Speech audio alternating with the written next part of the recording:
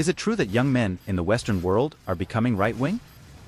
So I'm curious to know from this sub, especially if you're from a Western country, do you guys find this claim true among your male friends? In the US at least, the data doesn't seem to support this claim.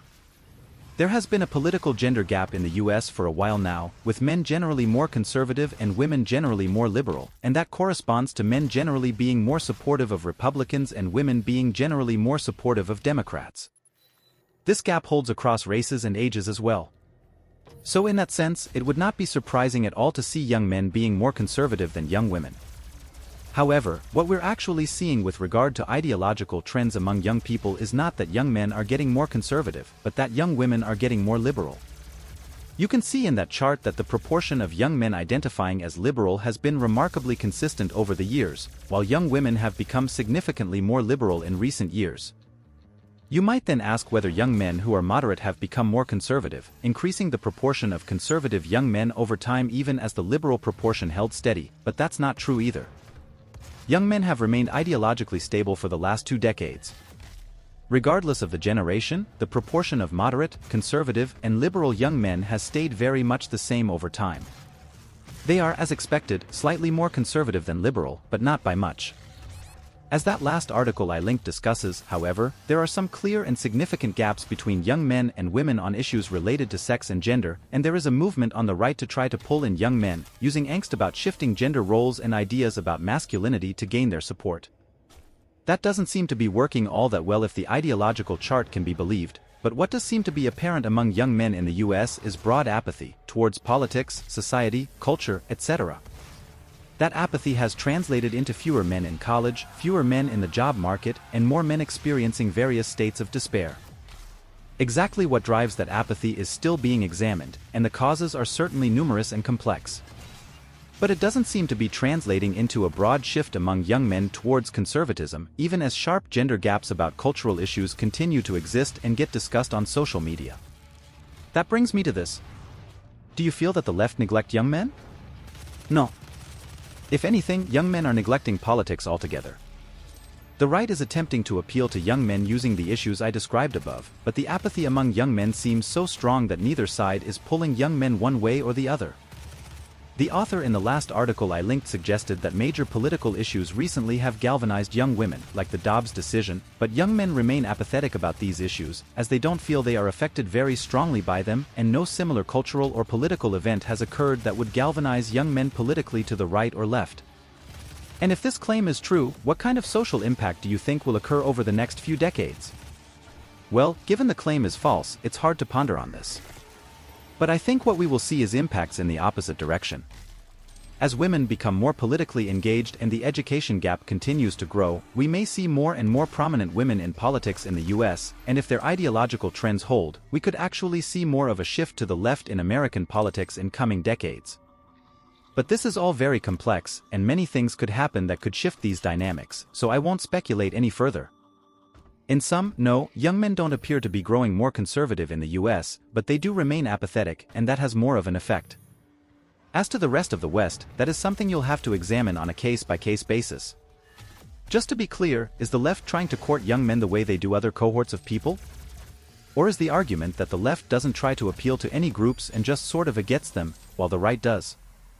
Because if the right is actively trying to appeal to them, however they are, and the left isn't, then the left is relatively neglectful, certainly relative to the right, and possibly relative to other cohorts to whom they do appeal, if you do think they appeal to cohorts, which I think they do. Interesting in that one survey young women's perspectives on making porn more difficult to obtain. Given Dobbs, I'd have expected more of an orientation towards bodily autonomy and freedom.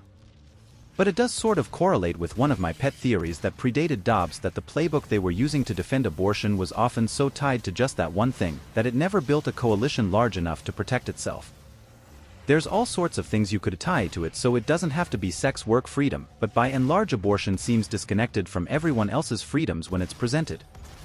I think when we try to understand what happens with men, I suspect we have to understand they don't view themselves as the movers in any real way in 2024. The apathy is a thing, but it also is very possible that historically much of it comes from either already agreeing with the status quo or not being primary drivers of dissenting view. They may fundamentally believe their participation doesn't matter. To give a real-life example, 20 years ago, I was active in feminist spaces but I was a dude. There was a constant refrain of don't talk, listen. It meant there was a group of people I didn't identify with I voted against, but another group I participated in but wasn't actually that welcome to get that involved that deeply. All they wanted was my vote. I suspect that dynamic hasn't changed much since 2000. Overall rates have fluctuated by decade/year. According to the data, young men are gravitating towards the middle, with more leaning towards a moderate stance, rather than traditionally conservative or liberal. Part of the reason it appears young men are more conservative is because compared to women and transgender people of the same age, they are statistically more likely to lean right.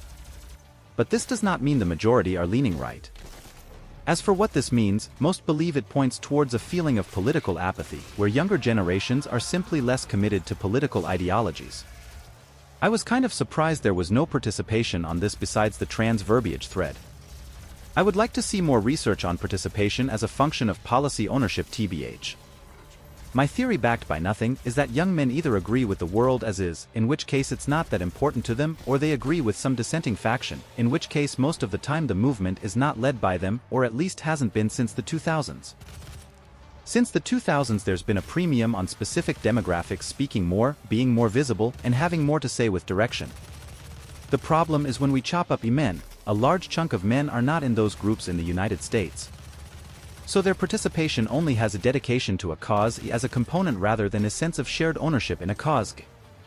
The biggest group of white men as dissenters would probably be in the realm of a class struggles or a collective bargaining, and that hasn't really been a thing until just recently. Add to that, even in the above, many times those systems are seniority-based, meaning its most important/highest ownership group skews older. In that graph conservative has gone down. But it does show young men are neither conservative or liberal. It's important to note that this is a self-reported statistics, and it relies on people's own understanding of liberal/conservative.